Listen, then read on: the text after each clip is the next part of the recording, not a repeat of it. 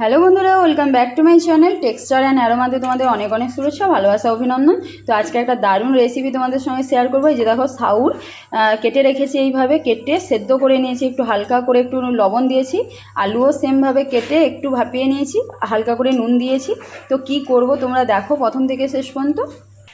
তো আমি এখানে প্রথমে তেল দিয়ে দিয়েছি, গরম হয়ে গেছে। এর ওপরে আমি আলু দিয়ে দিচ্ছি।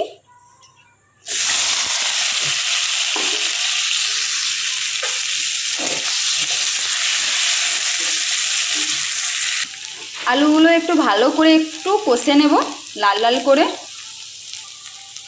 এর উপরে অল্প করে একটু হলুদ দিয়ে দিচ্ছি।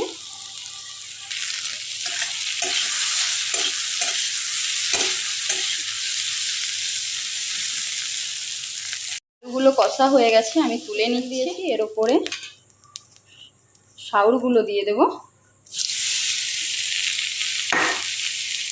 দিয়ে আবার কষে নেব।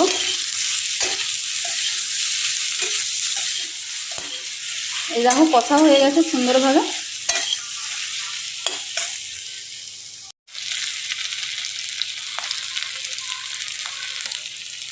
চিংড়ি মাছগুলো এবার ভেজে নেব।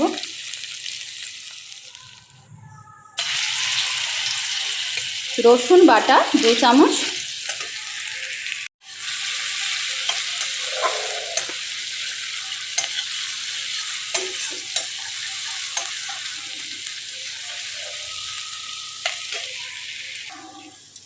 আদা বাটা 1 চামচ,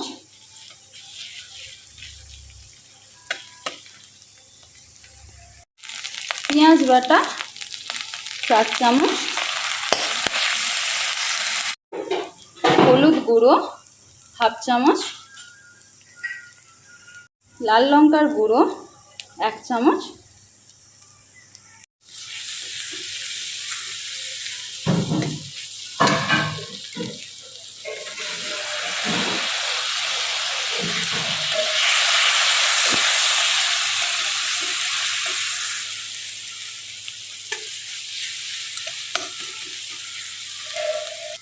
কাশ্মীরি গুঁড়ো লঙ্কা 1 চামচ,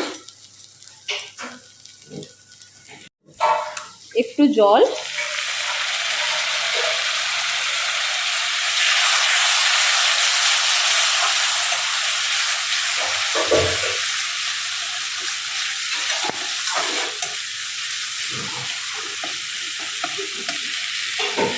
কষা হয়ে গেছে। এর উপরে আমি ভেজে রাখা সাউরগুলো দিয়ে দিচ্ছি।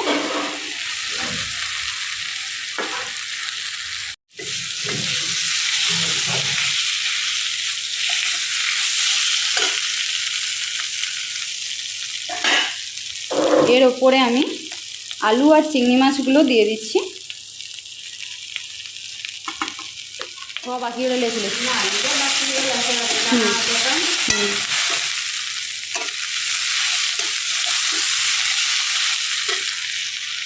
এর মধ্যে আমি অল্প করে জল দিয়ে দিচ্ছি, 1/2 বাটির মতন।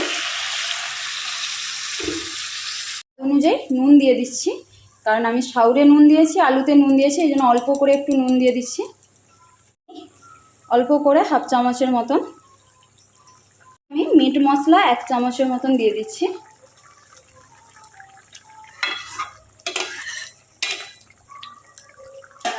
আজকে ওই সাউর চিংড়ি এই যে হয়ে গেছে। মধ্যে আমি 1/2 চামচের মতন গরম মশলার গুঁড়ো দিয়ে দিচ্ছি, চামচের মতন গরম মশলার গুঁড়ো দিয়ে দিচ্ছি।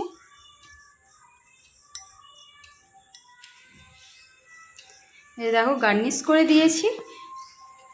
তো সাউর চিংড়ি কেমন হয়েছে তোমরা দেখতেই পাচ্ছ।